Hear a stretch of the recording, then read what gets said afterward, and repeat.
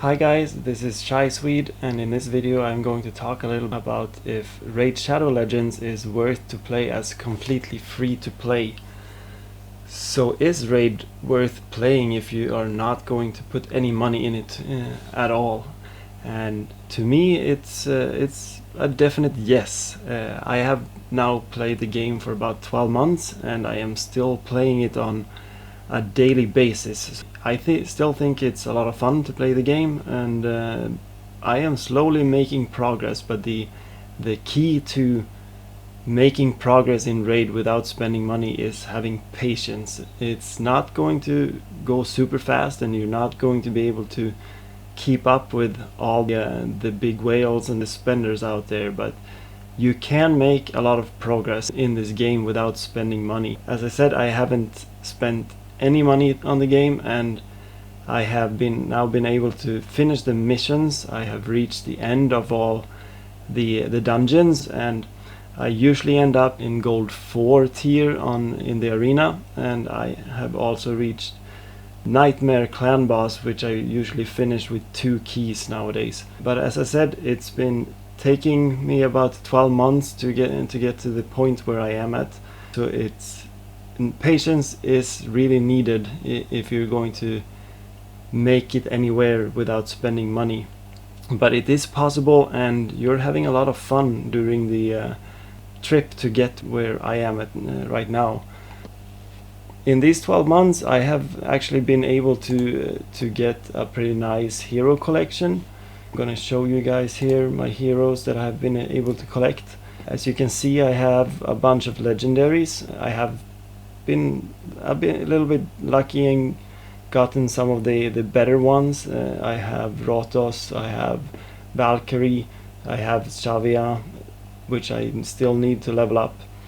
But it is definitely possible to get better heroes also as free to play, but you have to be a little bit lucky, I would say, to get the ones you need. I have also been quite lucky in getting some of the better epics in the game. I have Madame Zerise, I have Skull Crown, I have Seer, I have 2 Royal Guards actually. I still need to level up my second one so I can use it in the Spider.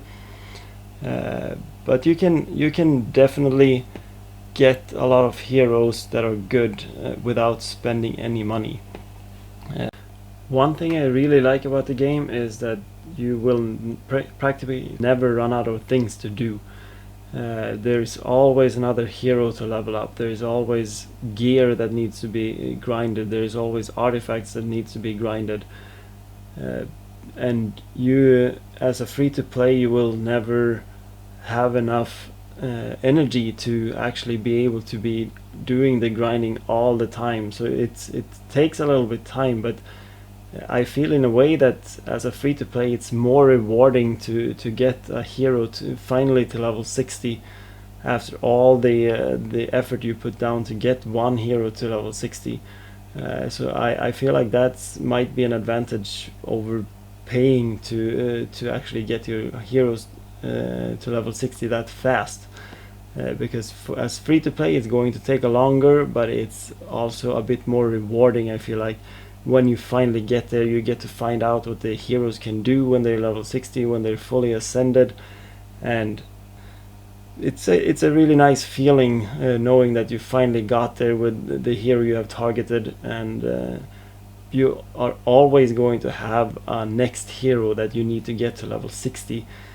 But it's going to take quite some time, and as I said before, it's going to need patience to get your heroes there. And as you can see, I don't have that many level 60s, and I've been playing for about 12 months. So don't expect to get a lot of level 60s right away, because it's not going to be very fast, but it is very rewarding to finally get there. Another thing that I definitely enjoy about the game is that as free to play you don't have to pay anything to get access to any of the areas in the game. You can play in the campaign, you can play in the dungeons, the faction wars, the arena and the clan boss, and everything is going to be unlocked for you without having to spend any money at all. Then it's always the issue with the energy and the arena tokens or the clan boss keys or the crypt keys to be able to play in the different areas that you might not have enough of as a free-to-play, but you can get access, and you will get access to every area in the game without having to pay anything. As I said before, I have been able to get to the end of each of the dungeons. I can farm all of the level 20s in the dungeons. Some of them are not very fast. I think I do like an average speed of 8 to 9 minutes in the spider's den right now, which takes forever if you want to do a lot of them because you want the artifacts and so on.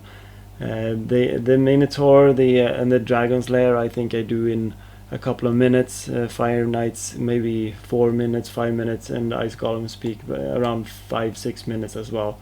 So I don't do any speed runs so far, but I think as soon as I get my second Royal Guard up to level 60, maybe I will do a little bit faster runs. But at least I am there. I can farm the higher level dungeons, even if it took me maybe 10 months to get there.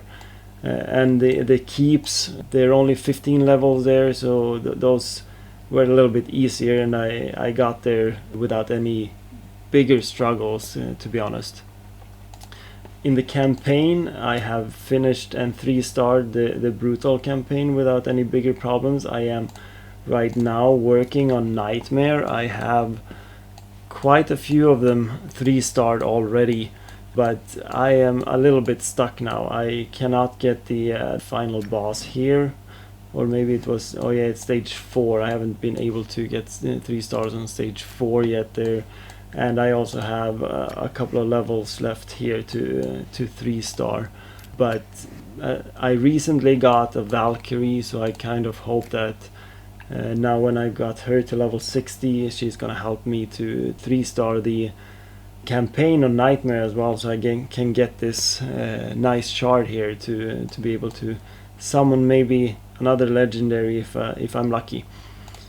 Then we have the Faction Wars. The Faction Wars is probably what I would say is going to be the hardest thing for every free-to-play player out there, because the Faction Wars is you have to have heroes from a specific faction to be able to play it. Like Night Revenant, you need only heroes from the Night Revenant faction, and there is a lot of levels to 3-star if you want to get 3-star all the way.